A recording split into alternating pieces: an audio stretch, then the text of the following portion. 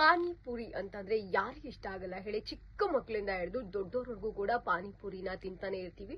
ಅದರಲ್ಲೂ ಕೂಡ ವೆರೈಟಿ ಪಾನಿಪುರಿ ಕೂಡ ಸದ್ಯಕ್ಕೆ ಸಿಗುತ್ತೆ.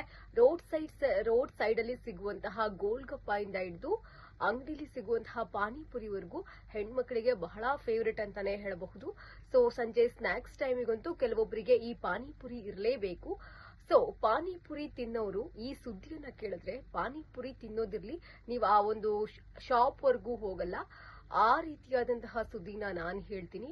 ಸೊ ಅಹಮದಾಬಾದ್ನ ಒಂದು ಪುಟ್ಟ ಗ್ರಾಮದಲ್ಲಿ ಯುವತಿ ಪಾನಿಪುರಿ ತಿನ್ನಲಿಕ್ಕೆ ಅಂತ ಹೋಗಿರ್ತಾರೆ. ಸೊ ಅಲ್ಲಿ ಅವರಿಗೆ ಶಾಕ್ ಎದುರಾಗಿದೆ. ಯಾಕಂದ್ರೆ ಆರ್ಡರ್ ಮಾಡಿದಂತಹ ಪಾನಿಪುರಿನಲ್ಲಿ ತಿಂತ ಮೂಳೆ ಪತ್ತೆಯಾಗಿರುವಂತದ್ದು.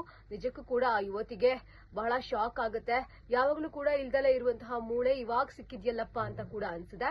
ಜೊತೆಗೆ ಆ ಮಾಲೀಕರ ಬಳಿ ಆ ಯುವತಿ ಹೋಗಿ ಕೇಳ್ತಾರೆ, ಈ ರೀತಿ ಮೂಳೆ ಸಿಕ್ಕಿದೆ ಅಂತ. ಅವಾಗ ಇಬ್ರು ಮಧ್ಯೆ ಕೂಡ ಮಾತಿನ ಚಕಮಕಿಯಾಗಿ ಗಲಾಟೆ ಆಗಿರುವಂತದ್ದು ಕೂಡ ಅಹಮದಾಬಾದ್ ನಲ್ಲಿ ನಡೆದಿದೆ. ಸೊ ಪಾನಿಪುರಿ ತಿನ್ನೋರೆ ಈ ಸ್ಟೋರಿ ನಿಮ್ಗೆ ಬಹಳ ಹುಷಾರಾಗಿ ಪಾನಿಪುರಿಯನ್ನ ತಿನ್ಬೇಕಾಗುತ್ತೆ. ಸೊ ಸದ್ಯಕ್ಕೆ ನಮ್ಮ ಕಡೆ ಕೂಡ ಪಾನಿಪುರಿ ಅನ್ನೋದು ಬಹಳ ಫೇಮಸ್ ಆಗಿರುವಂತಹ ಚಾಟ್ಸ್ ಆಗಿದೆ. ಮಳೆ ಬರ್ತಾ ಇರ್ಲಿ ಅಥವಾ ಬಿಸಿಲೇ ಇರ್ಲಿ, ಸುಸ್ತಾಗಿರ್ಲಿ, ಬೇಜಾರಾಗಿರ್ಲಿ, ಏನೇ ಇದ್ರೂ ಕೂಡ ನಮ್ಗೆ ಪಾನಿಪುರಿ ಕೆಲವೊಬ್ಬರಿಗಂತೂ ಇರಲೇಬೇಕಾಗುತ್ತೆ. ಸೊ ಅಂತಹವರು ಇನ್ ಮುಂದೆ ಪಾನಿಪುರಿ ತಿನ್ಬೇಕಾದ್ರೆ ಬಹಳ ಹುಷಾರಾಗಿರಿ ಅಂತ ಹೇಳಿ ಕಮೆಂಟ್ ಕೂಡ ಮಾಡ್ತಾ ಇದ್ದಾರೆ.